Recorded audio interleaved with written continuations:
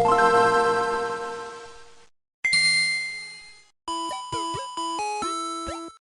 everyone and welcome back to My First Mon. I'm one of your hosts, Jack Martin, alongside the Pokemon Master, Christian Buckley. Hello, Jack. I'm excited to be back again. Beefy episode this week, which is exciting, so I'm excited to talk about it.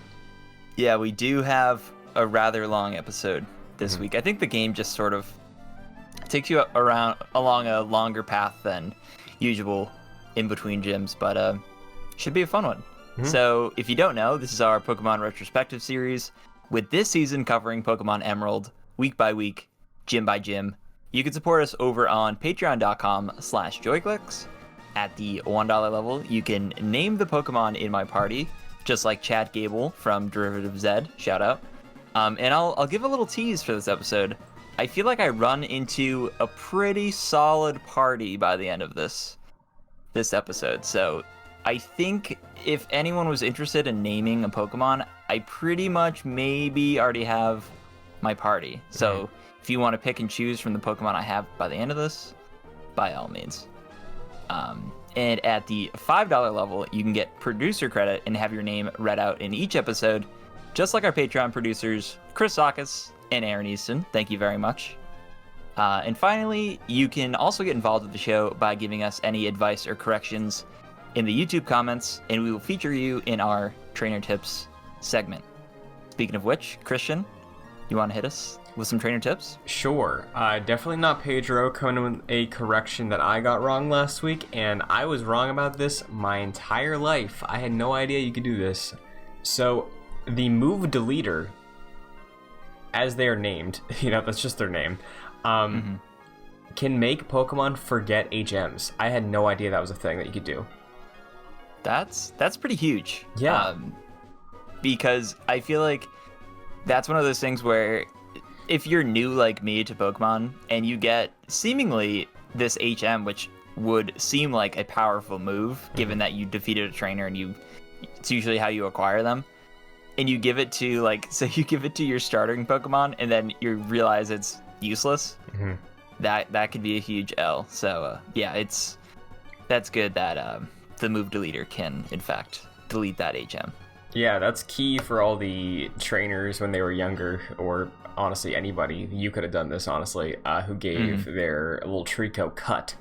That would have been rough. Yeah. Also, definitely not Pedro mentions that Rollout is a rock type move, not ground. So, I guess I just got lucky in that fight. Yeah. So. Yeah, apparently. I mean, Rollout's pretty beefy. It's a pretty beefy move, so. I see if you had like a powerful rock type character or ground type character and Pokemon rather, and gave him or her Rollout, then yeah, I could see that coming in pretty clutch. Well, I got very lucky then because I was using a water type against electric. How? I don't know. Did you even get away with that? My Azumarill knew Rollout. Don't know why, but it worked. Wow. Android Man coming in. Fun fact, Team Magma is exclusive to Ruby, while Aqua is exclusive to Sapphire, and Emerald has a mix of both. So, you do get that little flavor in Emerald, which is nice because the third versions, as we saw with Crystal, also sort of have a melding of some of the version exclusive Pokemon. This is different though because Emerald came out a while later, I think, than most third versions up to this point, like Yellow or Crystal. So it did have the advantage of getting some new story written into it. Yeah, that actually seems kind of like an overhaul, because we'll see, especially in this episode, a meeting of the two teams, and I wonder what that would have looked like in just Ruby or Sapphire, because it seems like we're heading to a point in the story with this game that both of those teams are pretty integral to it. So yeah, that honestly seems pretty big to me now that I'm thinking about it. Yeah, and back in the day I only ever played Emerald, so I can't use a one-to-one comparison here, but I did play Alpha Sapphire, which was the 3DS remake of Sapphire and Ruby, and Alpha Sapphire at least was much more Emerald inspired because I know for a fact Team Magma is in that game, and you can you have their interactions between them and Team Aqua, so there is that, you know. Which, but again, like, so remakes in Pokemon, sometimes they pull from like the third versions as well, so not one-to-one, but to my knowledge, I can throw that in. Regal Beartick says the Trick House will change daily and become progressively more difficult with better prizes too. So there we go. We're sort of lambasting the Trick House for being kind of boring, so yeah. That's pretty cool. Also, regarding the Trick House, Neon Rider in the Discord mentioned that sign that I was talking about that has like the 2 right, 1 up, or whatever it was. The directions it gives you is just to get into the house from the door. Oh. Like, from that sign, it's like take 3 steps over, 2 steps up, and then you're in the house. That's why that was there. It wasn't even like a hint. It was just, hey, like something you could obviously see. Yeah, it was like a map. It was a map for something you could see. Like, I was like, okay, weird. Maybe I'll have to go back, but the Trick House sucks. I gotta be completely honest. It definitely was not the best thing that we've seen so far. No. Juggernaut 577 says, can't remember if it was covered, but Ralts is another Pokemon that have a couple different evolutions. If you have a male Ralts and I think a shiny stone, I actually believe it's a Dawnstone, in Gen 4 you can do that. It evolves into a different type than what you'll see Wally have later in the game. Oh, interesting. Yeah, Ralts is really cool, and I know that Ralts has a pretty low spawn rate, so it's unfortunate that it would take a lot of grinding to actually acquire one. Yeah, Ralts was always cool. I think I only had a Ralts one time, but I loved it. It was like, hell yeah, finally did this. And I believe the other evolution line that Juggernaut is talking about, I think it's only Gen 4. So. And finally, Derivative Zed said, Geodude gonna make a fire Chad Gable. Excellent. I appreciate the approval, Derivative Zed. Yeah, I think that was really the only choice for Chad Gable, to me at least. Now, before we move on, I do want to mention one thing, because again, in the Discord, Neon Rider, who's been following along since season 1. Oh, even before? Yes. Shout out. Pointed out 3 seasons with a Geodude on the team, Jack? What's going on? You getting comfy? Okay, here's the thing. Yeah. I had Doug Trio in season 1, I believe. I don't think Geodude was a staple in that party. Right. I remember you had one for a little bit. I think I did to just sort of get through with whatever, whatever I was doing. Yeah, season 2, I think Geodude made it all the way through. And I could see that happening, of course, with Chad Gable. I feel more of an affinity towards Chad Gable than I did with my previous Geodudes. But I think it's because Geodude is a very versatile Pokemon. Because rock and ground type, that can come in handy a lot. And I feel like both of those have 3 to 4 strengths against like certain Pokemon types. I'm pretty sure. I'm gonna pull up my chart right now, but I'm pretty sure it has like that particular typing has a lot of strengths, so, or a lot of advantages. So, am I getting a little comfy with Geodude? Probably, but Geodude's the staple. Yeah. I gotta be honest. There's nothing wrong with getting comfy. I just figured it was worth pointing out, because I didn't even notice that you've had a Geodude for consistently on the team 2 seasons in a row at this point, but also you had one for a bit. So I have my chart here. Ground has 5 strengths. Okay. And rock has 4. So that's pretty good. Yeah. I would say. Yeah, I think that's a good tool to have at your disposal for sure. So I don't blame you at all. You know, you have a favorite. Although I do keep it. Yeah, I appreciate those looking out for me, wanting to expand my horizons. But I feel like I have. Yeah, for sure. I can guarantee you right now too. Like, Heracross, as soon as I can get Heracross in this game, Heracross is on the team. I'm booting off whoever is like not doing me the best right now, and then I'll just replace it with a Heracross because I just love Heracross and it's useful. It's a good type. Fighting, bug, pretty good. We'll have to think about this, but we should come up with a little segment of like what would our, on a rainy day or a shorter episode, what our like prime Pokemon party would be. Like if we could choose any generation, any Pokemon in a 6 member party, what would that look like? Yeah. I'm glad you brought that up too, because there's like certain websites you can do like simulated battles on, so it could be cool if we just pick our ideal team and just see who would be the winner, because it could be fun. It could be fun. Yeah, that'd be cool. So, but thank you again to the trainers who help improve the show and make us more honest. Yeah, 100%. Each week we see familiar names and we see some new names along the way as well. So, yeah, shout out to all the trainers who consistently come back and comment on each episode. There's never, I'm going to say this, of course, and this will happen, but there's never been an episode where we don't have trainer tips. Yeah. Pretty much since we started doing this segment, even in season 1 when we did the text on screen. Yeah. We had stuff for pretty much every episode. So yeah, it's nice to see that we have fostered a community that is very engaging. So thank you very much for that. Absolutely.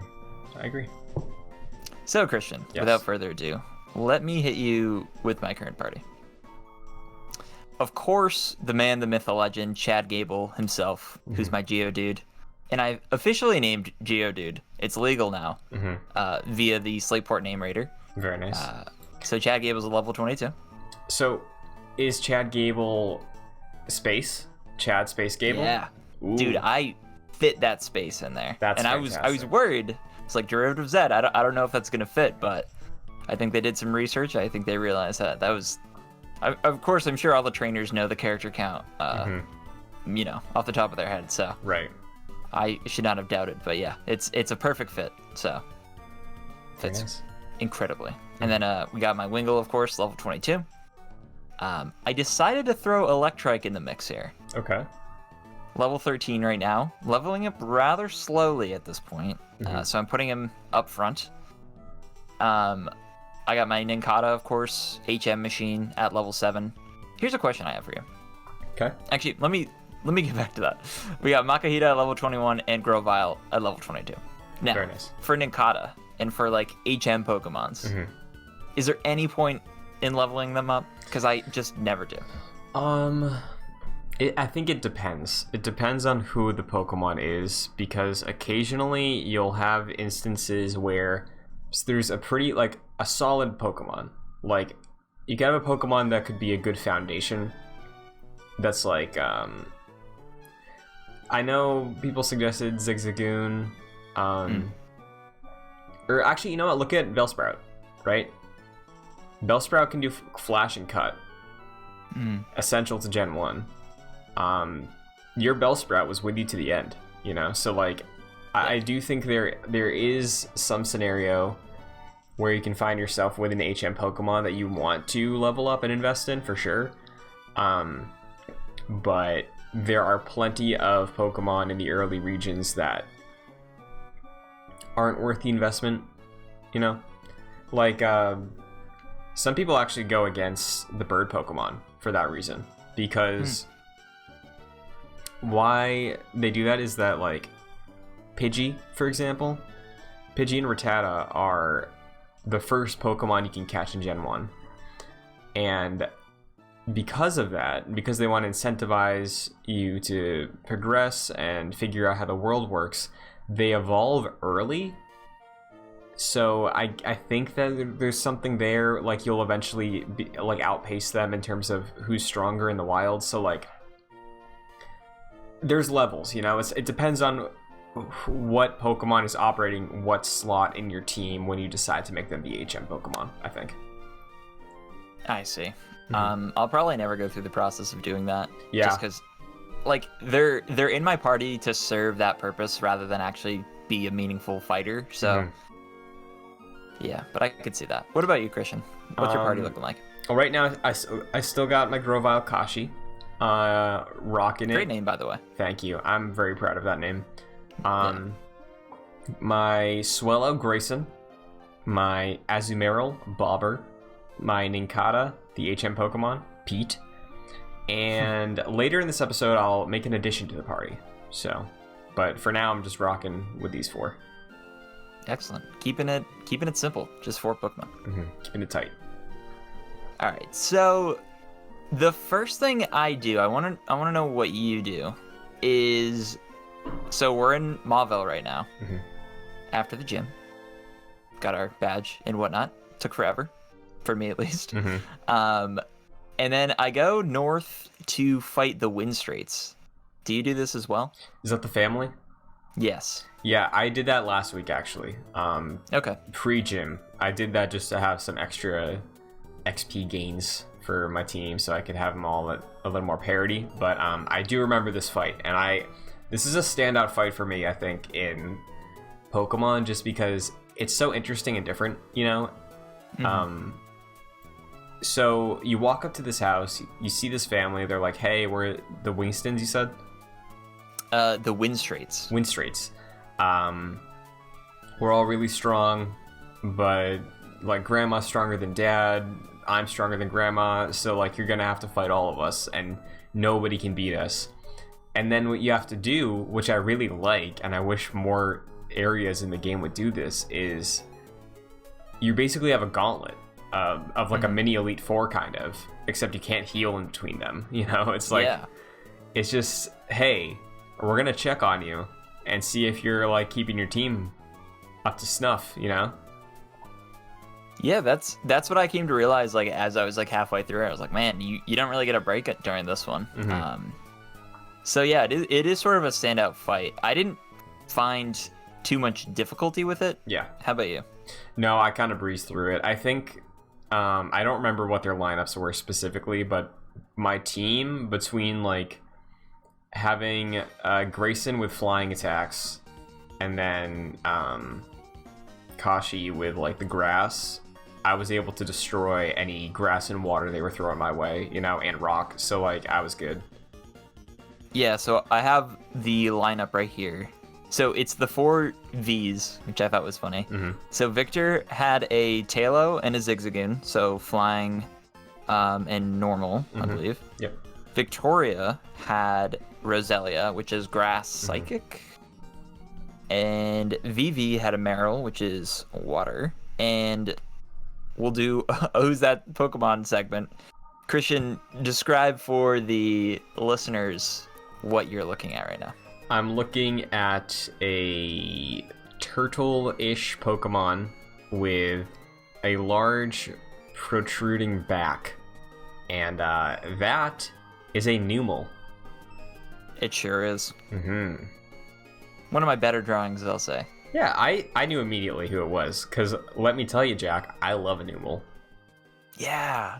Dude, Numel, we'll get into this later, but first of all, character design, yeah, super cute. And it's one of those Pokemon where I feel like even with like my cruder drawing skills, you can just sort of recognize this because it's super simple. The design is very striking, and it's a fire ground Pokemon, which I think is cool. Yeah. Numel's excellent. Again, it's great because it pops up about like a little before halfway through the game. So far, you're dealing with a lot of water, a lot of grass. You really have no other options for fire unless you go Torchic at the beginning. But Numel, Jack, does join the party for me. Oh, excellent. And its name is Aries. Oh, that's awesome. Yes, thank you. That is excellent. I can guarantee you right now, Aries is staying with me until the end of the game. A mainstay. Yes. Welcome to the party, Aries. Yeah, Numel's really cool. I picked up a Numel, and we'll get into this later, full well expecting Numel to be my fire type. But then I find a different Pokemon, and we'll get into that, who just sort of occupies that space, unfortunately, because I think Numel's pretty rad. Yes. So yeah, that's what Vivi had, and then Vicky the grandmother. Oh, and Vivi also had a Shroomish. Vicky the grandmother comes out after Vivi sobs and says, How dare you make my granddaughter cry? For that, I'm going to smack you. Which I thought was funny. And Vicky had a Metatite. And that was it. That was the whole fight. Yeah. Again, I think in concept it stands out for me. In practice, like you said, it's no real challenge. But it was a fun thing to kick off, I'm assuming, for the week, right? Like, you see this thing, it's super weird. And it does sort of test you on stamina in a way that other fights don't do, aside from the Elite Four, even though it's like a vast difference in terms of challenge. But again, it's another instance of Emerald, I think, introducing something new and unexpected that does give you a new way to think about how you approach battling. Yeah, that's the perfect way of describing it. Like, I didn't expect to see this, and it caught me off guard in the best way possible, where I ran into a lot of things in Crystal that just turned out to be nothing or was too much of an effort to actually see through. I'm thinking about like the unknown, like Ruin's Vow sort of deal. Like, I don't want to do that. But this is something that you sort of organically find, and you hear about this family, and it's like, okay, I guess I'll fight them one by one. But you don't realize that you're gonna have to just do it all in one go. And yeah, like what you said, it is a mini Elite Four battle in a way. It on paper, like what you said, it's actually probably harder since you can't heal in between. But of course, at this point, it's probably not that difficult for you. But yeah, no, it's cool, and it adds some levity to the game with the family banter, and yeah, it's nice to see. I liked starting the week off with this. For sure. Yeah. So after we beat them, you can go into their house, since it is legally your house now after you beat them. I wrote down, I like misread this. So you get the macho brace. And I was like, whoa, I got the macho badge? I got a whole badge for doing this? I did not get a badge. It was a brace. This is I forget exactly what this is. It's one of those things I think you can give to a Pokemon, and maybe this is for like fighting Pokemon. I'm actually not sure. Do you know? I'm not sure 100%. I can check, but I believe it's something to do with like it's a held item that buffs their defense. Yeah, okay. That sounds like it'd be right. Something like that. It doubles all effort values gained by the holder. So EVs, have we had that talk before? Yeah, we have. So the Macho Brace doubles all the EVs you gain from playing and leveling. Think of it, I know you haven't watched Dragon Ball, but imagine this image of, Goku. Yep, Superman. Yes. Goku, all of his clothes, weighted, right? So he has to fight extra hard in these battles. So when he takes like the boots and the gauntlets and like the tunic top off, he's like 10 times stronger than he would have been with those on, Okay. It's basically a handicap, so they get stronger faster. Gotcha. It's like when you played baseball and you put a donut on your bat. Yes. And then you're swinging around this huge bat, or like Babe Ruth used to hold like multiple bats in his hand, and then when he'd step up to the plate, the bat would be lighter to your arms. Yes, I understand. Okay. EVs, again, that's a hidden stat, right?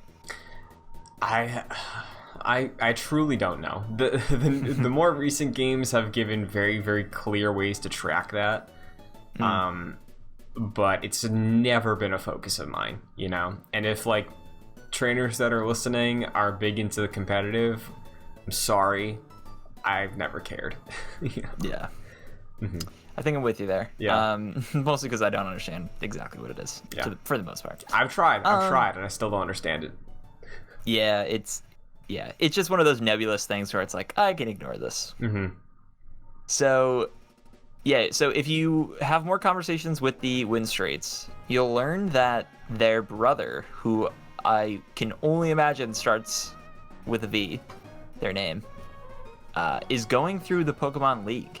And someone mentions that they're probably champion by now, which is, of course, speculation, very biased, but it's possible that we might encounter this V-named individual. Maybe we will. Yeah, it's exciting. Now, we already got Victor.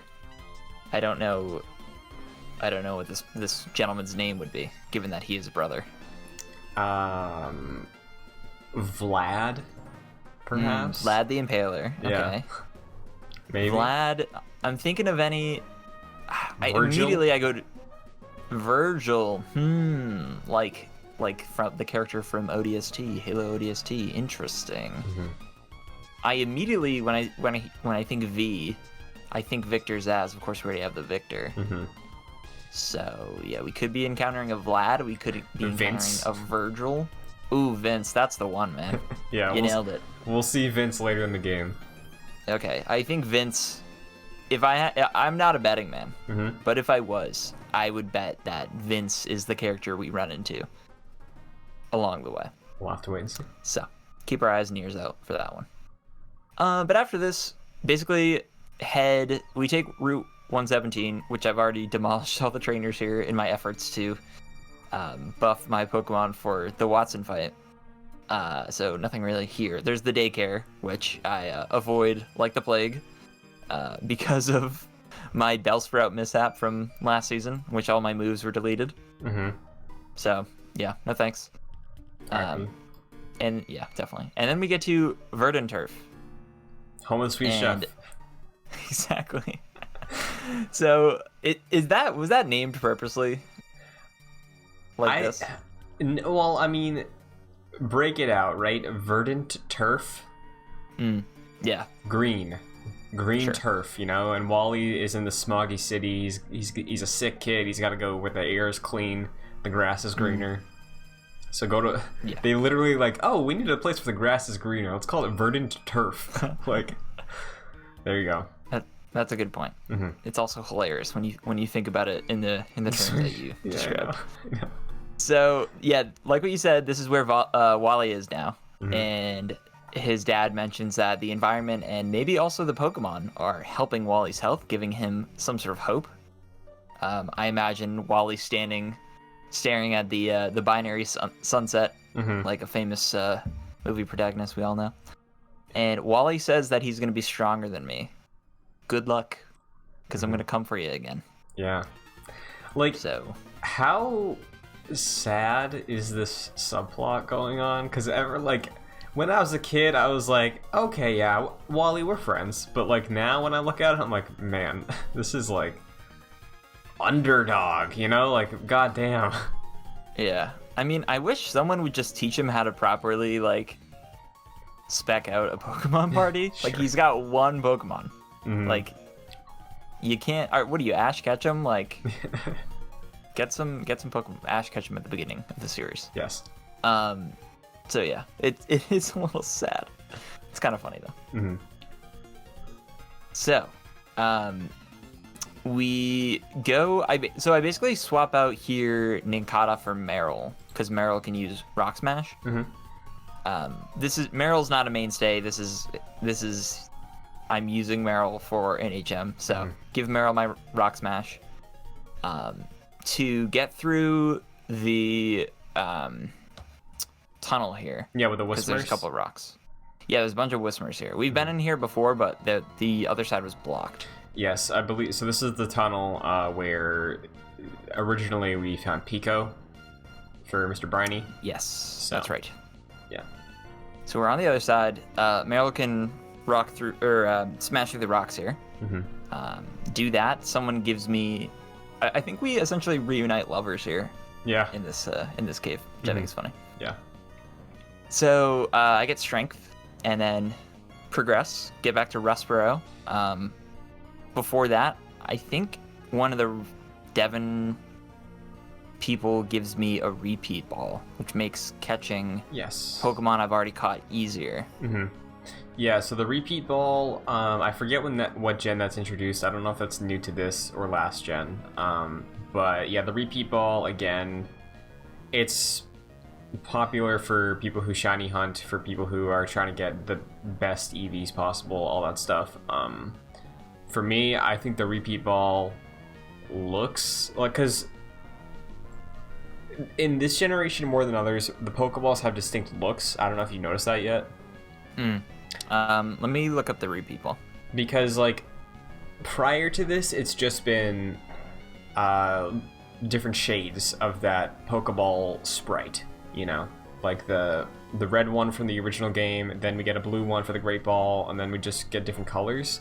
Now, because of the power of the GBA, we do have definitive looks for Pokeball, Great Ball, Ultra Ball, all the balls. They got their own distinct looking things.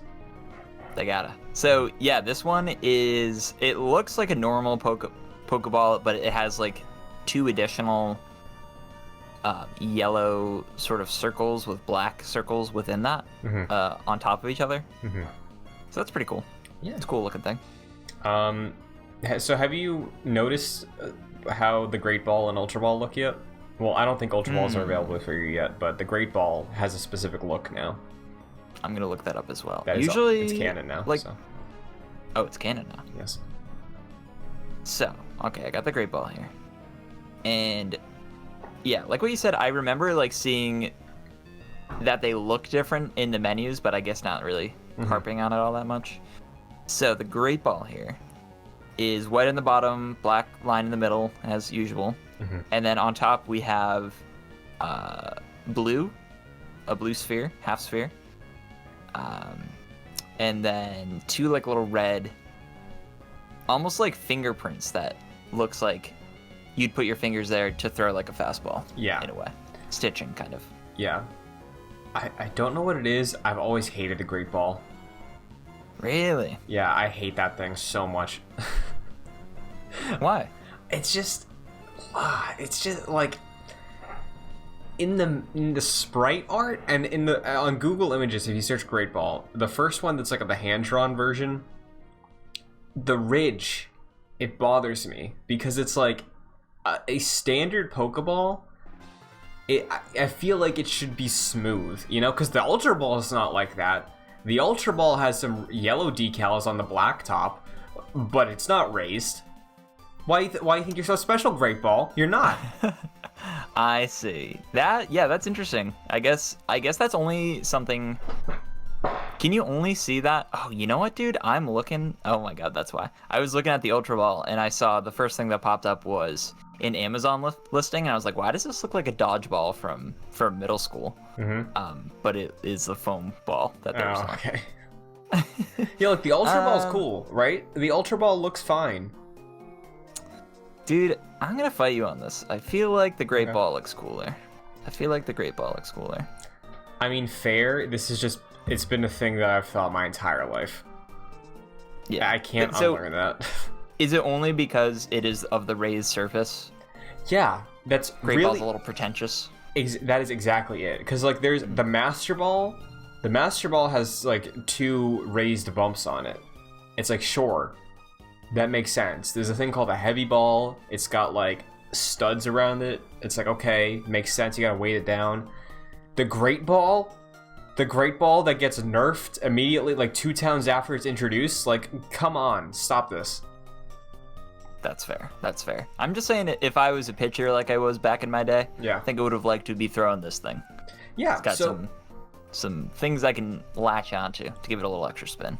Another question, since we're talking about Pokeballs now, and this is where the iconic, distinct looks are introduced. Do you ever have, like, an aesthetic preference for the type of ball you use to catch a Pokemon? Because, like, growing up, I didn't really care about it. When I was, like... Actually, no, I did care about it a bit. For, like, most of my life, I was like, oh, I just want to have them all in Pokeballs, because then it's, like... You know, not symmetrical, but, like, it fits. Like, there's no outliers. You know, the team is the core team. It's the iconic look of the Pokeball, like Ash in the show. Sure. So much to the point where there were... In the 3DS games, I'd only use Pokeballs, even on Legendaries, so it made the capture 10 times harder, but it was for the aesthetic. So, you're talking about, like, in the menu, where you have the captured Pokemon, they show up with the particular ball that they're in? Yes. I don't know if I ever noticed that. I think you have to go into the detailed view for each Pokemon. So if you pull up your Pokemon menu, then you select Grovyle, and it gives you all the stuff, it will show you what Pokeball they're captured in. Interesting. Yeah, I guess I never noticed that. For me, I'm looking at all these Pokeballs, and one image shows about 1,000 of them. So Yes. one of them looks like the armored Spider-Man suit from the 2000 Spider-Man with some like yellow stuff around it. Okay. I think that is the Beast Ball that is introduced in Sun and Moon. That one's cool, only because it reminds me of that. Yeah. There's about 1,000 others. Yeah, there's a lot. Like, more recently as well, like Sword and Shield, I decided to part ways with my need for Pokeballs. And I started doing specific looking Pokeballs that would match the aesthetic of the Pokemon I'm catching. So, like, Ooh.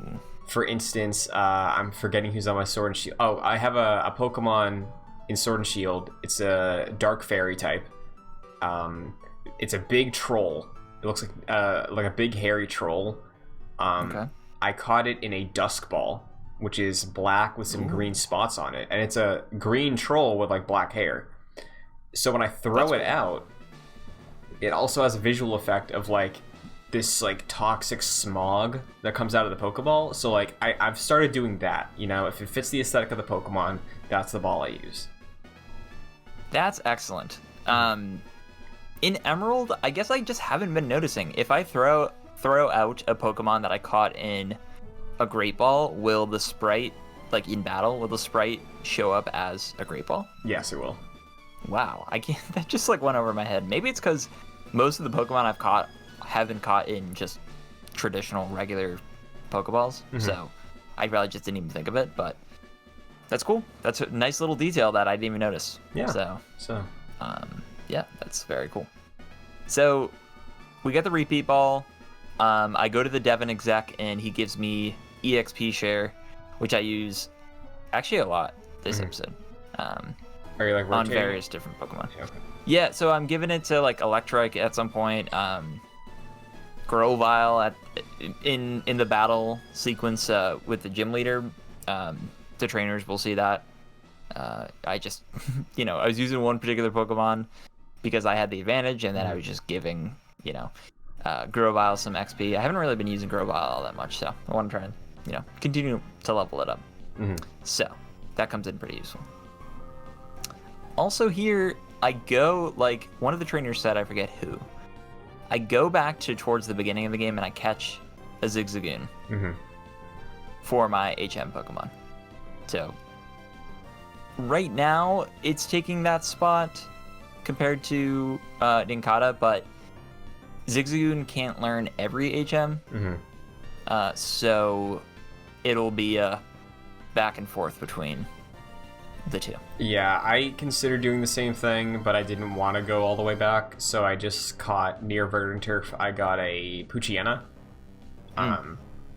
which I named Vlad, and that's why the name was on the mind. And I gave it I think I gave it Rock Smash, but it couldn't learn Cut, so I do have 2 slots right now for HM Pokemon, unfortunately. So in time, hopefully, that opens up, but I can't imagine it lasts like all the way to the end to the point where I have to level them up, to be on parity with the rest of the team, but we'll see how it goes. I gotta be honest, I'm sick of the whole HM puzzle thing. Yeah. Like, I don't care. I just give me the HM and just, once you beat a gym leader, be like, hey, you can use that outside of battle now. Like, it's just not, and I found that even if you destroy some rocks in certain areas, they spawn back. Yep. So it's just really obnoxious. Now, if it was more permanent, I would be fine with it, but yeah, that really sticks in my craw, as they say in the South. Now, Jack, what if I told you that you will get your wish granted, but you gotta wait like 4 more gens? Too late. Yeah, dude. Like, Sun and Moon got rid of it. They introduced this thing where it's like, hey, you can use a pager to just like uber summon a Pokemon that knows the move, basically. That's hilarious. And since then, it's sort of been adapted to just like, with like Let's Go Pikachu, it's like, oh, if you had Pikachu or Eevee, they just know all the stuff. They can surf, they can do all this stuff. So HMs have absolutely gone away. It's just a little longer of a wait from where we are right now. Well, it's nice to hear that they do serve less of a purpose, but yeah, that takes forever. Yeah, it's a long wait. Oh well. Guess we gotta live with it. So, I check north of Rustboro, Route 115, and there's a bunch of slopes here that I can't go in that direction. It's sort of the downward slopes, or the upward slopes rather. So, kind of blocked from any sort of progression there. Did you remember what I mentioned about the bike? Oh, with the acro bike, right? No, the Mach bike. The Mach bike will allow you to go up those if you build up a little bit of speed. Really? Yep. I think you might have to be holding a button, perhaps, to like. I think like if you hold B. I think. This is not like the slide thing. Oh, okay. This is just like, you know how like you get to a certain area and you can like hop over stuff. Oh, okay. Yes. It's that. Yeah. Sorry, I explained that poorly. It's just like the like wall. the little cliff things. Exactly. Okay, yeah. I gotcha. So yeah, I just couldn't progress there. So that was the game saying there's not really much here. So basically go all the way back to Mauville. Go to Route 111, and this is where I did this in such a backwards way. It's just how my brain works, I suppose. I did the wind straights, right? And this is in the same area, and then I saw the what turned out to be the trainer hill, and I was like, that seems like a lot right now. I'm just gonna go do something else. I know I'm probably gonna have to come back here at some point. I go to the trainer hill, and I realize I can't even access it, so it wasn't even worth waiting, but there you go. Yeah. So, yeah. So, do you know when this will be accessible? I have no clue, and it's something, again, like the battle tent, I've never used. Also, what's interesting is, I forget who mentioned it, but I also saw a trainer shout out that, like, the battle tents in Emerald are distinct to Emerald, because in Ruby and Sapphire, I believe it was, like, competition things, but those are all localized to one specific place now in Emerald, so they replaced the competition tents with battle tents, or whatever they're called. So interesting. Yeah, I know. Yeah, Crystal had something in one of the towns, like right next to the Whirl Islands, that I went through, and I don't think I won. Yeah. So yeah. Trainer Hill, can't do it yet. Go north. There's a camera crew here, and we get through this battle, and they're like, "Hey, can we interview you about the battle we just had?" I thought they were asking me, "Hey, can we interview you about the concept of battle?" And I was like, "Sure." So I chose very similar to the way I constructed my Ghost of Tsushima haikus. Just sort of meditated about what battle meant to me. So I chose lifestyle, and then I chose lessons. Nice. So that's what I, Trainer Jack, think of battles. Lessons. You learn from each one, and you grow beyond that. I think my answer to this was egg. That's one way of doing that. Yeah, and it wasn't even mashing. I did think about it. I was like, okay, what'd be funny? And I was like, okay, Pokemon, egg, okay, egg. There you go. Put that on TV, and they will. Yeah, they're shills. I have my journalism shirt on. It's just, even if you're a trained professional journalist, you just put anything that's egg sell, Christian, as they say, egg sell. So there you go. Anyways, we get through that. We go to Route 112, and there's an area here that you can't progress because there's, I believe, a sandstorm. Yes. To the top right. So can't go through there. As I normally do, looking around the sort of grassy areas just to see what Pokemon are being offered here. And of course, we find a Numel. Very nice. And of course, gotta catch the Numel. So I did. And at this point, I deposit Makuhita for Numel right now. Okay. I'm not getting rid of Makuhita for, permanently, but right now I just don't need a fighting type Pokemon. and I like a fire-type Pokemon, so there it is. Yes. And there are 2 Magma dudes, presumably. We don't get a confirmation yet, but I see red attire. I'm like, this is probably Team Magma, who are guarding the entrance to this one part of this location, and they're talking about awakening something, and they're not going to let people through. So, blocked off from that. Anything up to this point, Christian, in your gameplay experience that we haven't mentioned? No, I think we mostly covered everything. Again, getting Numel right here was pretty clutch, just because, again, I do like having a fire type. And remember last gen, how long I had to wait for the fire type I wanted? I had to get it in Kanto. You know, like... Wow. The Houndour, like... Yeah. End of the game. So, like, considering this is, like, right before the halfway point, like, key. Perfect. You're sticking with me to the end. So I'm very glad, after all the water, all the grass, all the birds, it's like, okay, here's the fire type. So, very, very nice. Yeah, Numel's awesome. And it's great because they introduce you to Numel, right? And then, 10 steps later, it's like, oh, here's, like, 3 other fire Pokemon. Yeah, so... like what you said, we go to the fiery path, and it's essentially a cave. And I got my Numel. I'm very confident that Numel's going to be with me to the end of the game. Right. I don't think we have any cooler fire-type Pokemon. And then Torkoal shows up. And I'm like, all right. If you can win me over Numel with any other type of Pokemon, it's a fire turtle. Yeah. It's a fire turtle. So I used to, little background, I might have mentioned this before. I had a turtle gifted to me by my cousin when I was in kindergarten. I think she went off to college. Had that turtle with me. It was named Yertle the turtle, by the way. Had that turtle with me for years. And when I went off to college, I gave that turtle back to her daughter. That's how old this fucking turtle is.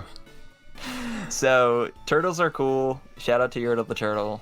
But this is Torkoal. That's amazing. So maybe I should name Yertle. Yeah, because I was gonna say, you mentioned earlier that Chad Gable is the Geodude you're the most attached to that you had so far. Is it because you named it? Yeah, totally. There's a story behind that thing. Yeah, exactly. So maybe you take another visit to the name raider, and then you just give Torkoal the name Yertle. That's a good point, because, first of all, Torkoal's just fucking hard to say. Yeah, I just mispronounced it twice. Yeah, it's difficult to say, so might do that. And yeah, secondly, Yertle is a cooler name for that. This might be the very first Pokemon I genuinely name by myself. Yeah, go for it, dude. It's fun. So, I might do it. Considering Chad Gable, thanks to Derivative Zed, was my first sort of foray into nicknaming my Pokemon.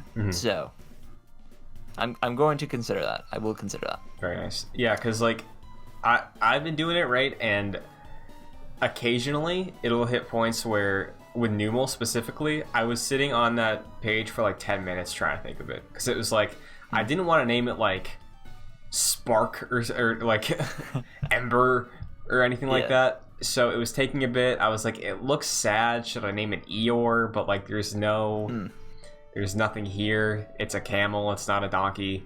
I looked into like pop culture camels. There was no camel that I could inspire a name from. So I was like, you know what? Screw it, Aries. Yeah, I mean, Aries is really cool, and it's a really funny juxtaposition of like what you're saying, that it's a sad looking Pokemon. Yeah. And Aries is very frightening, so that's pretty hilarious. Yeah. So I feel like, aside from Torkoal just looking sick, I think the rationale for me in choosing Torkoal over Numel was not having a dual type fire ground type, because I already have the ground type fulfilled with Chad Gable.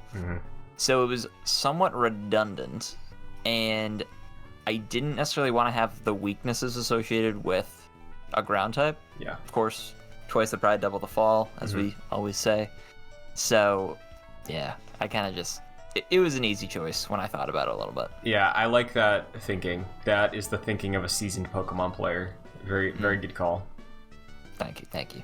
So, just as a refresher, this is what my party's looking like right now, because it's been through a lot of changes this episode, and it'll change a little bit more too. So we got Electrike, Wingull, Grovyle, Zigzagoon, Torkoal, Makuhita.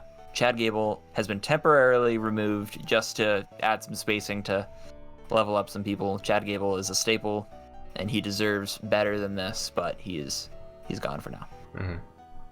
So, get to Route 112. And here I give strength to Makuhita. Was this a good move? Yeah. Strength, okay. Give it to a fighting type. That's usually the right call. You know, like, and excellent. Strength isn't a bad move. I think it's dependent on your attack stat.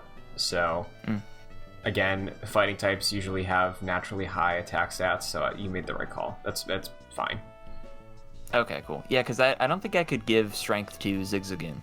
So, sort of barred out from doing that. Yeah. So, yeah, did that. And then there's the Old Lady's Rest Home, which essentially just serves as a way to heal your Pokemon, because there's a pretty big gap between the previous Pokemon Center and the next one. So, this is sort of a stopgap. Yeah. So, after that, we get to Route 113, and things start to change here. It appears as though snow is falling. Yes. But quickly you find out that these are ashes from a nearby volcano, which is very cool. Yeah. Again, the power of the GB8 is flexing. Yeah, dude. Like, even years later, I'm still infinitely impressed between the disparity of Gen 1 and 2 to Gen 3. Yeah. Because it just looks radically different, and it just adds that level of depth to the sort of world that they're creating with Pokemon here. For sure. So yeah, I feel like Hoenn, I can and this is very obvious, but like I can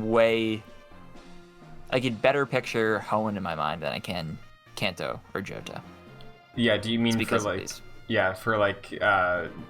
feeling more like a real world? Do you mean that, and also just having sort of more character? Sure. Yeah. Yeah, because like I love Kanto, but it's very much the towns and routes. It's like big room hallway, and like they do diverge from that a little bit here, but there's way more natural terrain that makes these paths feel more like paths connecting cities. You know. Yeah. And I do think what you mentioned about character is fitting, because like the towns, they usually all have a thing in addition to the gym, the way that Pewter City had the museum, right? And then like that's kind of once in a while you got something else, but this is like so far to the point where like there's even cities that don't have gyms, you know? And it's like, hey, there's just another thing here. Settle in, then move on your journey. So like I'm with you. I think Hoenn as a region is very, very well fleshed out. Totally. Yeah, thoroughly impressed. So, even to the effect of walking through a soot-covered grassy area, it becomes, grassy, which is very, it's not as obviously impressive as the games we're seeing today, but just like looking back and seeing the progression that you and I have done with this show, it's cool. It's really cool to see, and it's a very welcome addition to this gen. Definitely. So, we get the soot sack, and basically you later learn that if you collect enough soot, basically walking over like the grassy area, this dude can make specific flutes for you. Yes. And I looked up what the flutes were, and I'm gonna run through them. Okay. And then I want to ask you if any of these are worth the grind of sitting through and slogging through a bunch of ash. We have the black flute, which reduces wild Pokemon encounter rate. We have the blue flute, which wakes a sleeping Pokemon. Sounds similar to a flute we've already seen before. The Poke Flute. Exactly. We have the red flute, which snaps a Pokemon out of infatuation. Something new to Emerald, I believe. The idea of love. Or Pokemon sending love to someone. I believe the idea of love was probably prevalent Actually, it was, because you have to treat your Pokemon with love. I was gonna say, if there's war, there's love. Exactly. So that was we talked about Star Trek, yeah. and that sort of idea of the war ending all wars, and that happened with the Great Pokemon War, of course. Exactly. In our headcanon. Where did I leave off? Okay, so we have the White Flute, which increases a wild Pokemon's encounter rate, and we finally have the Yellow Flute, which snaps a Pokemon out of confusion. So, any of these worth it? It seems to me that Yellow, the confusion one, and Black, the reduction of Pokemon, seem like the most useful. Yeah, I made a blue one because I assumed it's like, oh, like Snorlax, I might need this. But now that I'm thinking of it, I don't think there's any Pokemon blocking paths in this game, and I do think that seeing it in context of the rest, I truly think it's like, hey, if your Pokemon's sleeping in battle, just play it in the wake up. I think that's it. Yeah, that's what it seems like. So I think you can pass on these. The modifying encounter rates, if you don't want to use repels, but I feel like in this gen caves aren't as egregious as they have been, then maybe go for the Black Flute, but even then I think you're probably fine skipping this if you want to. Yeah, I think I probably will, because it was like, hey, walk 900 steps for the Yellow Flute, and I was like, no, not happening. So yeah, we get through this area, and then we reach Fall Harbor Town. Fall Arbor Town. Like, this is a farm community with small gardens. In the shade of a volcano and ash. Yeah. We find out, I think this is at the Pokemon Center, that Lynette, this generation, is the owner of the PC storage system. So this is forever known as Lynette's PC going forward. Yes. My party here at this point: Electrike, Torkoal, Grovyle, Makuhita, Wingull, and of course Chad Gable comes back to the party. Get rid of Zigzagoon at this point. Question for you, Christian. I'm encountering a plethora of battle tents in this generation, and it's kind of pissing me off. Because, like, to me, that seems like a very optional thing.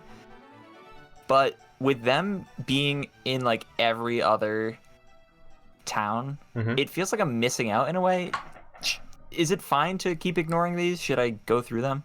I would ignore them because, like I mentioned earlier with the trader who wrote in talking about the, like, story behind them in this generation, they're filler, right? Like, there were things there, and then these were put in to replace them. Non-essential, unnecessary. I think you'd be better off just continuing your journey the way you have been, because if memory serves, and I think it does, because we talked about this last week, the way these work is you have to rent a team, so you can't, like, improve your own team by doing this, you know? There's some rewards, but they're not worth it for what our focus is in Pokemon, right? Like, we're not going to get items for battle buffs and stats like that on the higher level. We're just trying to be the best, you know? Make our team, be proud of our team and our hard work, you know? But the battle tent's like, oh, if you want, like, this thing that'll give you a better special defense, if you have the Pokemon hold it, you can get that after grinding out this side quest. Like, you don't need that. You don't. Yeah, I also never use items. Like, very rarely do I actually use items in these games. Yeah. So, the whole idea of the quest and the reward for actually going through this is basically useless to me, at least. So, yeah. Again, I understand why, like, the hardcore competitive players like this stuff and like earning that, but as somebody who loves Pokemon dearly, Sword and Shield, they give you items left and right, and it's like, oh, hey, this buffs grass, perfect, I'll give it to Grookey, you know? And it's like, I didn't have to do any work for that. and I'm just stronger. So I much prefer that than like these weird side quests that, again, don't even use your own team. It's not rewarding your skill as a trainer. You can pass on this stuff. Don't feel bad. Cool. Good to know. Feel a little more reassured with that. So yeah, that's good. Also, the move tutor is here. Yes. To me, is this the first time we've seen the move tutor?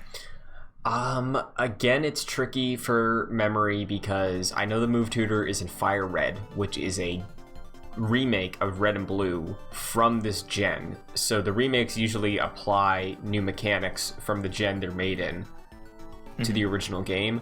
I don't remember there being one in Red. Trainers that could be wrong on that, please let me know. But potentially yes. And the way it works is like you have to do an exchange. I believe they want a heart scale, which is an item that you can find in the wild. I think you can use the item finder to look for it. I think I found one earlier in my play session last week on a rock.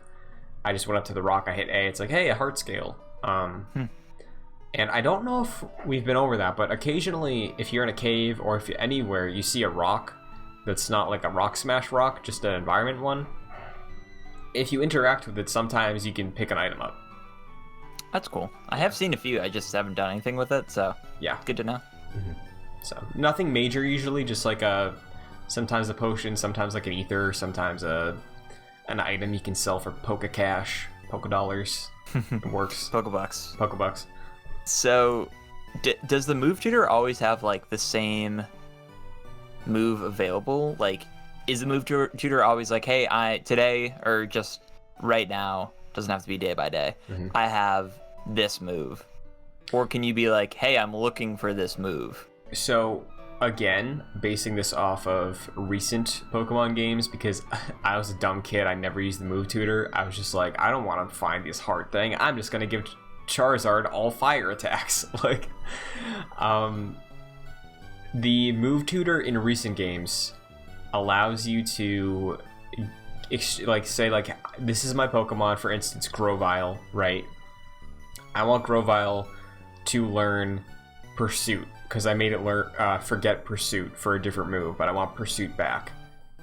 Teach it Pursuit, you know? So it's like, I believe it would have it has to be at a point in its level scaling where it could have learned a move already, and then you can say, hey, this move that I said I didn't want to teach it, or this move that I erased, teach it this, because I want it for my build. I see. Yeah. Interesting. I might have to look into that. So it seems pretty useful. Yeah, I think this might be the thing. I think the move tutor is the one that can't erase HMs unless I'm wrong, and that was the correction. Move deleter can make Pokemon forget HMs. The move tutor, I don't think, can overwrite them. Right. So good to know. So move on from here. We go down Route 114. I learned Spark for Electrike, which turns out very useful. Again, Electrike is like first in my party right now, trying to level up Electrike. And then Wingull finally evolves into Pelipper. hell yeah. Very excited. Pelipper is a large pelican. Yes. And that's cool. Big fan. You're a fan of pelicans? Sure am. Nice. You ever see the Jumanji movie from like the 1990s, late 1990s? Yes. Remember that big pelican with the game board? Yes, I do. I thought you were gonna call on the iconic pelican from Finding Nemo. Ah, yes, that would have been the easy answer.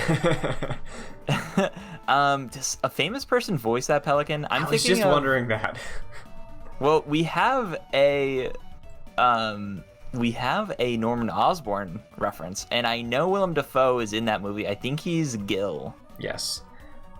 So I don't know. Nigel the Pelican is played by Jeffrey Rush, who is Captain Barbossa in the Pirates of the Caribbean movies. Oh, yeah, see, I've maybe seen one of them. Okay. So that's... It was that like a whoa moment for you, or are you just like, whatever? It's like oh, cool, it's him. Mm-hmm. You know, but what's his name again? Jeffrey Rush. I know he's been in other stuff too. but you know. Ooh, we have a G, Jeffrey. Oh, That's something. So do you think if you're going down this naming trend for your team, is there a chance that this Pelipper gets named Jeffrey with a G? Absolutely not, Christian. Absolutely not. Apparently he's also in King's Speech. All these interesting things. Excellent. Well, I was a little undersold with the actor. But so, to answer your original question, no. Okay. No Jeffrey. Follow-up question. How does it feel to see an evolution in Pokemon where a seagull evolves into a pelican? Yeah, I was going to say that. Doesn't make a lick of sense. But I like the sort of meme evolutions on Twitter of like a Michael Cera turns into like an Andy Samberg, like whatever that line is. I always think is hilarious. So yeah, it just it reminds me, and that's obviously based on Pokemon, so kind of just reminds me of that, which I think is funny. So final question about Pelipper then. Pelipper, that's it. It's Wingle's a 2 evolution one. It seemed that way, because how can you get better than a big old pelican?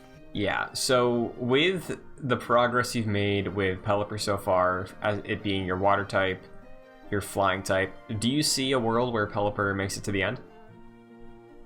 Oh yeah, that is the world. I would be surprised if Pelipper is in my Elite Four battle. Nice. I'd be very surprised. Because, yeah, like Pelipper is the flying water type. I think it's very useful. That particular dual Pokemon, dual typing, is very helpful. I have almost never had a flying type Pokemon in my party, so this is pretty new to me, and it's come in handy time after time. So, yes. Excellent. Very useful. Very nice. Well, yeah, I'm looking at the top row right now in the layout. You got your starter, you got a Pelipper, you got a Torkoal. I think we're going to see those 3 stay there for maybe the rest of the game. It's like, yeah, like what I said, the party by the end of this play session for me seems pretty set. There's not a lot of wiggle room unless I'm thoroughly impressed with someone that I meet along the way. Let me tell you, there's a good chance you can be, because there's still some good Pokemon we haven't seen yet.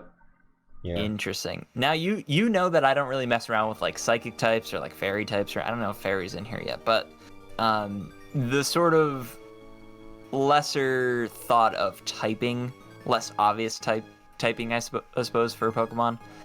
I'm usually water, fire, grass, electric. Apparently flying now, electric, ground, rock. That's pretty much it. So that is limiting my options unless I run into some sort of like psychic or poison Pokemon that I'm thoroughly impressed with. I don't think I will. Yeah, poison might be my favorite type. You know, I don't know if all my favorite Pokemon are poison, because like Heracross, Slowpoke, nowhere near poison. But as far as moves go, I love poison Pokemon. They're so useful. You can be really, really smart with the way you play them. It's like a long game in a battle with a poison type, which I really like. But yeah, I can't actually think of many Gen 3 poison types though. That being said, but I can guarantee you there's at least one Pokemon based on your taste that I'm excited for you to see and see if it makes it in. Okay. Yeah. Look forward to that potentially. Yeah. So the other thing on Route 114 is just Lynette's house. Nothing really going on there. I think she might have given me something. Yeah, I think she gave you like a doll or something. Oh yeah, she gave me was it a Lombre doll? Lombre? Sure. I don't remember what it was, honestly. What do these things do? What do these damn dolls do? So, it's funny you say that, because this week, I don't know if we've passed it, but there's an NPC in the world that if you talk to them, they'll give you a move called, like, Drill or something. And have you noticed that sometimes when you're walking through areas where there's a cliffside, there's, like, little square holes in the wall? Yeah, I have noticed those. So if you get this move from this NPC, and you can do this with large trees as well, you use the move on it, and then it creates a secret base in wherever location you use the move. And again, it's specific locations, it's not anywhere, but it creates a room you can enter in the game world that aesthetically is themed of, like, if it's trees, there's like greenery around the sides, it's like a dirt ground. If it's a cave thing, it's cave walls. And then that stays there until you either choose to put it somewhere else or for the rest of the game. And you can have it be like a nice little base. You can put little like Pokemon dolls in there. You can get posters. Just make a cool secret base. And then it was a thing back in the day too of like multiplayer. You could invite your friends and then they could see your secret base and stuff like that. So. Oh, that's cool. Yeah. I probably won't do that, but the idea of that, like what you said, yeah, doing the cable link or whatever and going over, or just showing them to your friends. Yeah, that's really cool. That's a nice little addition. Because like your room, when you start the game, it has all these things in there, right? But like you never really get to do anything with your room. So unfortunately, this little side thing never comes back. I don't think even in the remake, I don't think they had him. But it's definitely a fan favorite. Yeah, that's interesting that never came back. Huh. So, yeah, do that. Get to Meteor Falls, and this is a cave in which we were like chasing some scientist. I forget his name, and he's here, and Team Magma, as it turns out, is also here, trying to remove this meteorite. And they're saying essentially they need this to. Their grand plan is to expand the landmass. Yes. So, Team Aqua, of course, trying to expand the sea. Team Magma wanting to expand the landmass. Yes, just like you see Superman Returns. Is this the one with Kevin Spacey? Brandon Routh? Kevin Spacey's Lex Luthor. I never saw that. So his evil plan, because again, it's very Team Magma. Because you can only assume this is what Team Magma's endgame is. His goal was he took like kryptonite and threw it into the Pacific Ocean to create some like new landmass that he could sell real estate on. That was his evil plan. Genius. Yeah, so potentially Team Magma, real estate agents, they're just trying to make a quick buck. Apparently. See, yeah. This is why I like Team Aqua, because Team Aqua's like, hey, the planet's just going to be better off if we have more water. Team Magma, they're capitalists. They just want to like make more land so they can build more things, pollute everything, have more space to walk on, walk over their workers, sell it. It's a clear thing here, Jack, isn't it? Like Team Aqua's. Yeah. You get the sense that they're both, they want to manipulate the world for their gain in some way or another. But it seems like Team Aqua is a little more trustworthy in a way, or they're at least a little more like you can understand why they're doing that, right? Like they want just a better environment for the world, and to them that is more water, probably less CO2 being put into the air. But Magma here just seems like the clear villain. Yeah, because like you look at the two of them, it's like, hey, Team Aqua, if I couldn't stop you, it wouldn't be the end of everything, like, but Team Magma, if you're trying to like burn up the water in the ocean, like, man, come on, it's an easy choice. Yeah, does not sound good. Although I never really realized that putting more water involves taking away some of the land, so then some of those Pokemon are gonna have to move inward or die, and the people. So yeah, it's very extreme either way. Yeah. But like, it's like to Team Aqua, it seems that their cause is noble, and to Team Magma, their cause seems rather selfish. Yes. So, can't really root for either of them, but I guess if one had to win, it would be Aqua. Yes. For me, at least. We also find a moonstone here. Nice. And I've realized I haven't seen a Jigglypuff at all. Yeah. Doesn't that make you happy? No Gen 1's clogging the pipeline of the new Pokemon. Yeah, I suppose so. I never really used Jigglypuff all that much. Sleep is a pretty cool move, but that's pretty much the only reason I would want to use Jigglypuff. Yeah, so I believe so far there hasn't been a Pokemon yet that would evolve with a Moonstone. I can fact check that for you as we continue, but yeah, not at least in my party. I tried, and yeah, nothing was there. So, basically, at the end of this, you get down to Route 115, where the cliffs were that I couldn't progress. This is like north of Rustboro. So basically, that means you have to travel all the way back to the cable car, which is now not being blocked off by Team Magma members. And you can take it up to Mount Chimney, and then you encounter the Magma leader, Maxie. Yes. Who says that Team Magma needs something in Mount Chimney to expand the landmass. And after you beat him, I remove the meteorite, and I think, what was his name? Was it? It was leader. So Aqua leader is Alfie. Archie. Thank you. Does Archie show up here? Yes. And he's like, he said something like, "Whose side are you on? Yeah. Like, are you playing one side or?" He seemed a little more gracious than Maxie did, though. I'm telling you, dude, there's a clear bias. Yeah, I mean, yeah, it does look like Aqua is meant to be a little more sympathetic than Magma is. Yeah. Although they're both doing some pretty bad deeds, it seems like. Yeah, but like, does Aqua want to blow up, expand the seas by like blowing up like coastal towns and? I mean, and all that. You'd assume there would be some flooding, but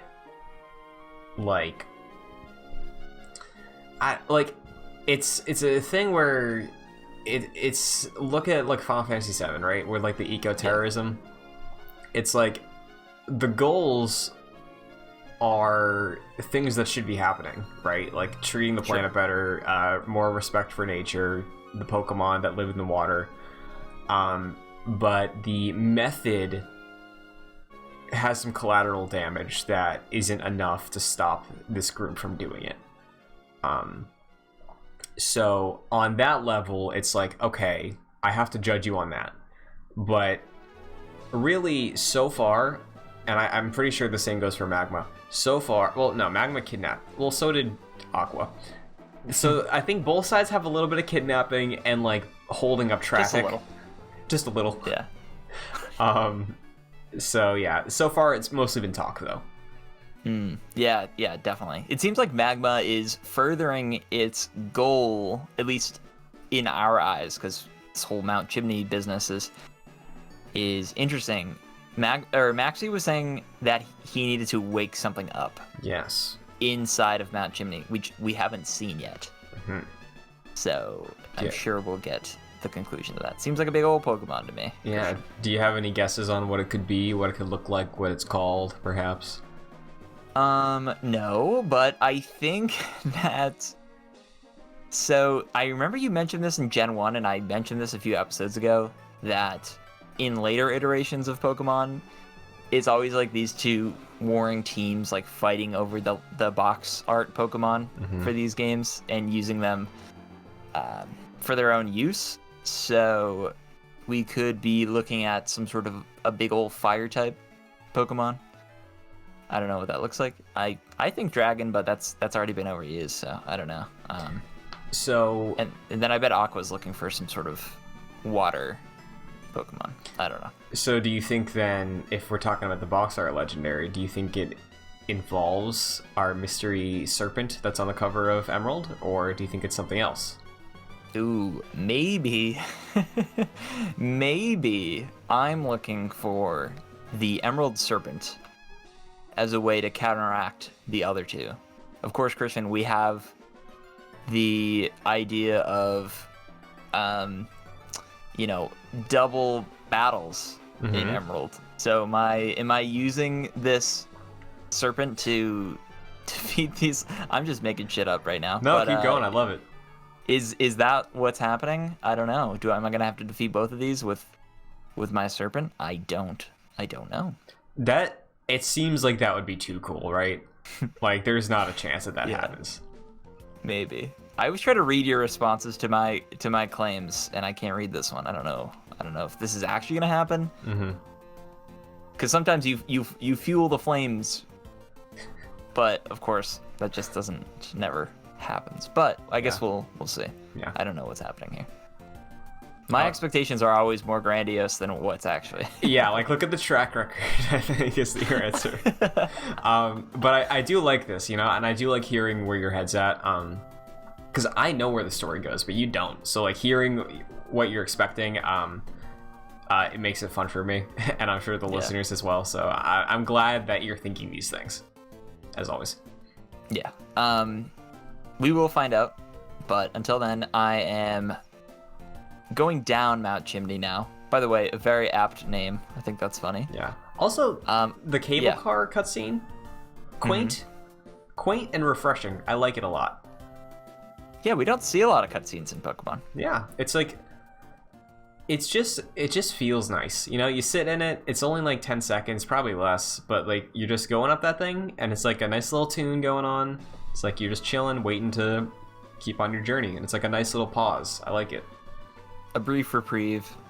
Big fan of that. Mm-hmm. So I buy some lava cookies here, which essentially are full heals, right? They just heal all status effects, so that's pretty useful. I buy some of those. And then we make the way down the Jagged Pass, Route 112, and then finally we can enter Lava Ridgetown. Mm-hmm. This town's motto is Pokemon Center Hot Springs, an excellent place for relaxing. Mm-hmm. Sounds more like an advertisement than anything. Yeah, did you mess around with the hot springs at all? I did. I went in it, but I didn't wade around in it too much, so I don't know if that does anything. So again, reaching back, I don't know if this is a myth of like a schoolyard tale or something or what. I want to say it's true because I think there's hot springs in other Pokemon games. If you get an egg from the daycare, or I think as a gift, because sometimes you get eggs as gifts, the way it hatches, as you saw with Togepi in Crystal, is based on your steps. But I think if there's an egg in your party and then you enter the hot spring and you sit in it for a bit, it accelerates, or it cuts down the number of steps you have to do. I think up to a certain point. Like I don't think you can just like sit in the hot spring and then wait for the thing to hatch. I don't think that's how it works. But if it takes like 500 steps to hatch an egg, which I have no idea how many steps it takes, if you go in the hot spring, potentially you could get it down to like 150. Interesting. Now, it's funny you mentioned that because I do get an egg from some lady in front of the hot springs. Mm-hmm. In my mind, went to that. Like I jumped in it and walked around. I got rid of Makahita for the egg because I don't really need Makahita right now. So yeah, I'll look into that. I'm curious as to what Pokemon this is. If I get another normal type, I'm gonna be very upset. I think there's someone in my mind that comes out of this egg. It could be random, like in Gen 2, but it's like, just throw it in there for a bit. It doesn't take too long to hatch. It's worth it to see the reveal. Because worst case, it's a new Pokemon you never saw before. You can see its type, and it's like, okay, well, Makahita's back in the party now, so see ya. Yes, exactly. So we will keep you updated on that. But we just go straight, for me at least, go straight to the town gym, and we discover that there is another gimmick with this particular gym. Do you want to describe what's going on here, Christian? So, it's hard to like compare it to other gyms in the past, like it's this weird puzzle. I never really liked this gym. I like nothing about this gym I enjoy. Dude, I knew you were gonna hate this gym. Yeah, I absolutely knew it because you don't love the puzzles all that much. Like I like them occasionally, it's the puzzles like the puzzle with the, because this is kind of a puzzle, it's more of a maze, but the last one we did where it was like or a couple weeks ago where it's like, hey, if you fight trainers, the field of view will expand. Like, yeah. That's good. Previous gyms we've had with puzzles, I like sometimes. But when it's like, oh, slide on the ice, and if you repeat it, you fall down a level, or if it's like Lieutenant Surge's dumb trash cans that are random every time, like, no. I have no patience for these dumb puzzles. Did you like it? I'm kind of with you. No. Because there's too many puddles, dude. This is Puddlegate. This is the original Puddlegate. Yeah. To be completely honest with you, because unlike Spider-Man PS4, we got too many puddles.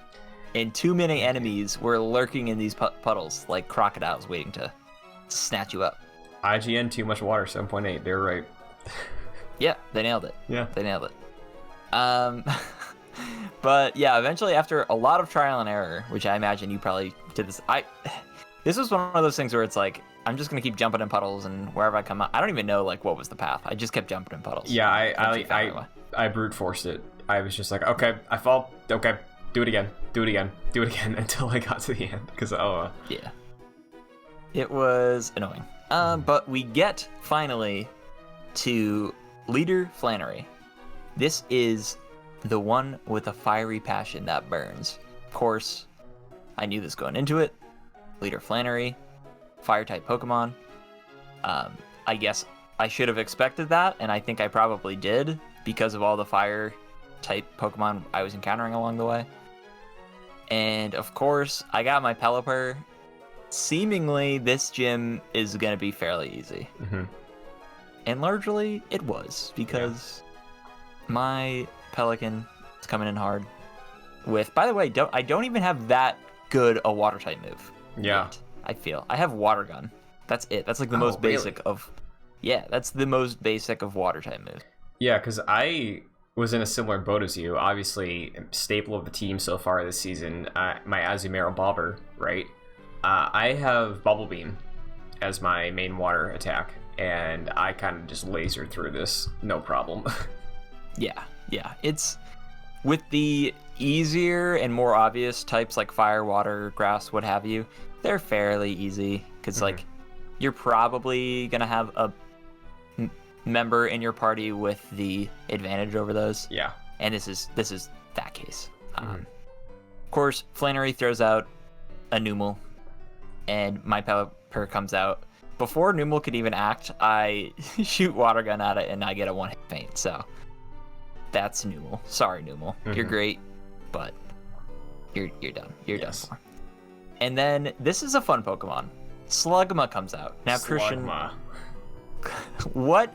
Close your eyes. What do you picture when you think of Slugma? There's one right answer. Oh, okay. And I'll give you a hint. I just played this game. Oh, I was gonna say an item. Oh, I was gonna say a character, an enemy from a particular game I played recently. Okay, I'll try that. But do you want to hear where my mind went when he said that? Yes. It's a perfect, easy, right answer. If you have a slice of pizza and the cheese falls off, but you flip it over, so the cheese is on the bottom, the sauce is upward. Oh God! Oh, that's a gross image. Yeah, man, that's good. You nailed it. So pizza should not be eaten that way. Yeah. What was yours? Mine was the symbiotes from 2000's Spider-Man. Yeah. Okay, that one makes more sense. It absolutely makes more sense that way. Of course, a deep cut. I don't know if I necessarily expected you to pull that out of your hat. Hey, I love that game, but no, I did not remember. Yeah, man, you just get those early games in your life where you fixate on those like small details, whether it's a character or something you see in an environment, and it just sticks with you for the rest of your life for no reason. That's one of them. Yeah, for sure. So Slugma comes to the party. Pelipper uses Water Gun, takes, I write 9/10 of its HP because it's just like most of it. Uses Sunny Day, and then immediately uses a Hyper Potion. Boo. Of course, not fair. Of course, it is actually fair, but I just get upset when gym leaders do that. Well, but yeah, to quell your fears slightly, for whenever we get caught up, competitive Pokemon battles, you can't use items. Like you can't use heals. You can use like held items, but you can't use like status healing items. I I think like paralyzed heals aren't allowed, but for sure potions aren't. That's good. Good to know. Yeah.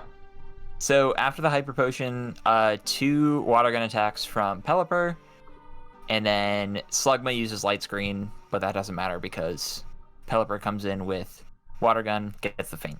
Nice. Goodbye, symbiote, Slugma. Or upside down pizza, Slugma. Yes. And then Camerupt comes in. By the way, Camerupt, which now that you mentioned that Numel was a camel, which I didn't piece together, I imagine Camerupt is the evolved version of Numel. Yes, Camerupt evolves from Numel. So like I was thinking of Endgame when I named it Ares, because you see a Camerupt, that's an Ares, you know. Yep. So love Camerupt. Yeah, Camerupt looks really cool. If I came across a Camerupt versus a Torkoal, I would have been hard pressed to make that decision because they look really cool. They do. I'm wondering if Torkoal even evolves into anything now. Well, yeah, because like look at its design, right? It's sort of full featured. Like what's next? You know? Yeah. Is Torkoal the evolution of something, or is it just a standalone? The mystery behind Torkoal. We will find out. Yeah. So Camerupt is a pretty easy fight. Pelipper uses rather water gun. Camerupt uses tackle. We come into this point where it's like, oh no, I am at the disadvantage, so I'm just gonna use tackle the entire time. So yeah, it's basically water gun tackle, and then the third water gun feints Camerupt. Nice. Bit of a funny fight.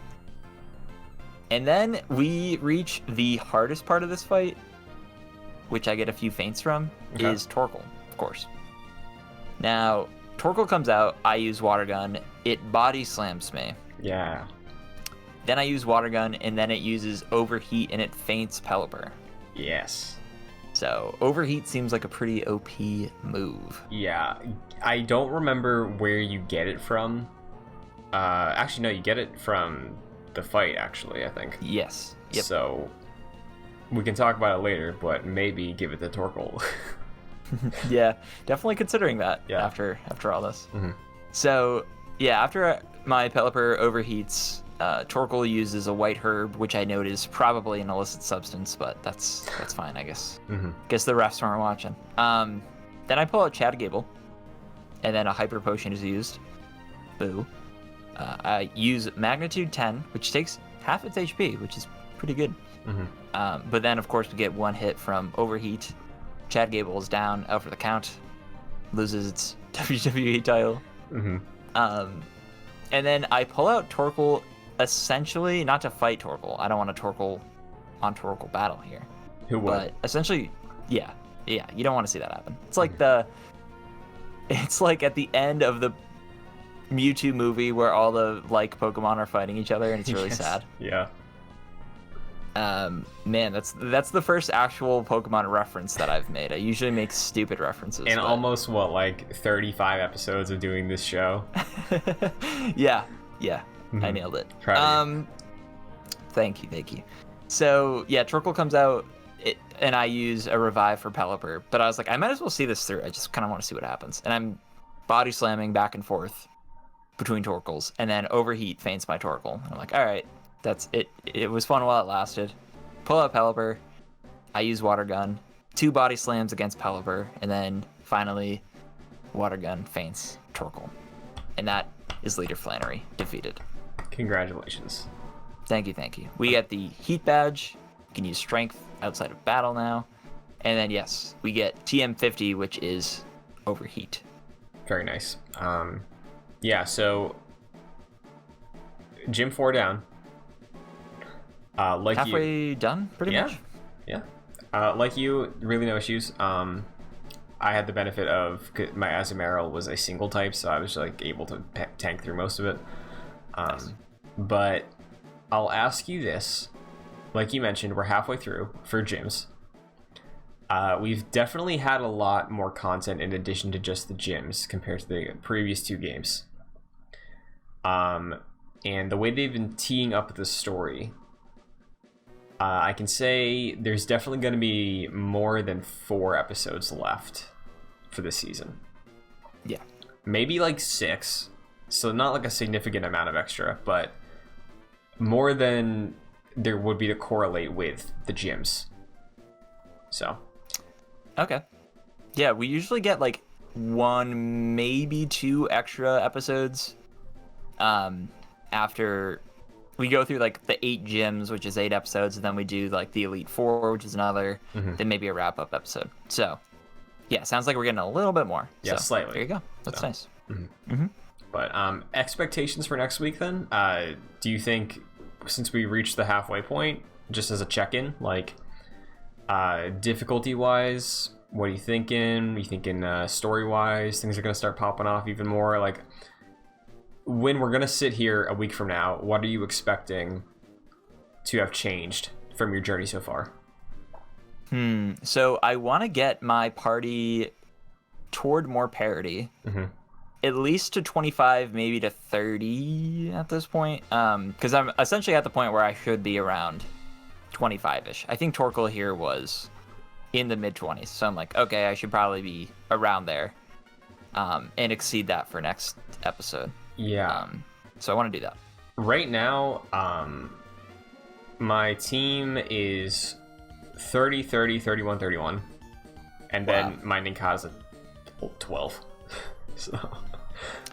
Okay, maybe I should do some grinding.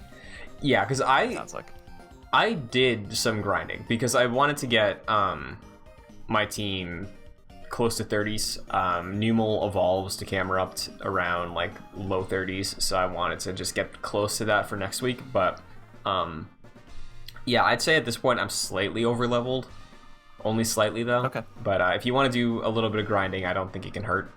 Clearly. Yeah. Where do you think? What's the best method? Is it just doing wild Pokemon? Is it going through trainers that you haven't met? Do you have a particular method that you choose to do? So trainers are always going to be the best option because they give you the most XP. I haven't done this yet. I've mostly, when I've grinded, just done wild Pokemon.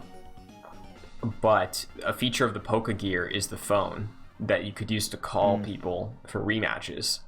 So if you want to do that, probably cut out some time grinding. You could just do some rematches.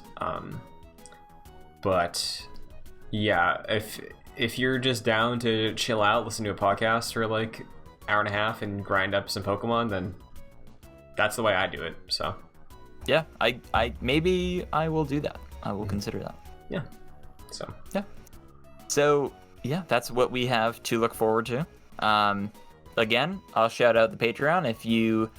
I pretty much have my party, I think, maybe cemented here.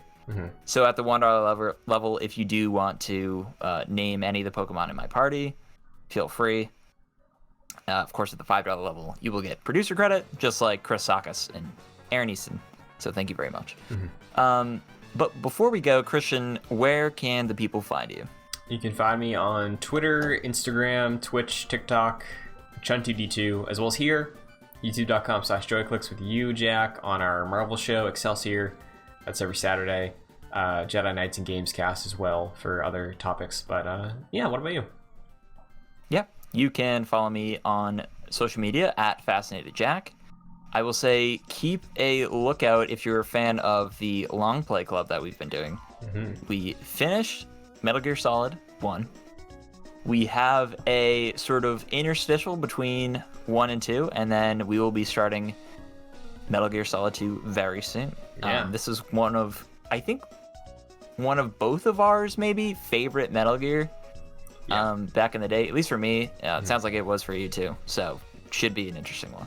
Yes, I'm excited to revisit it very much. So, absolutely, and yeah, it essentially that show essentially follows a very similar format to this show. So if you like this show and you like Metal Gear Solid, maybe consider checking that out. And we will definitely have other games as well in that show. I can tell you right now, as soon as Metal Gear is done, Mass Effect 1, that is next on the list. So yeah, that will take precedent of any other franchise. And yes. Yeah, we're very excited. But until then,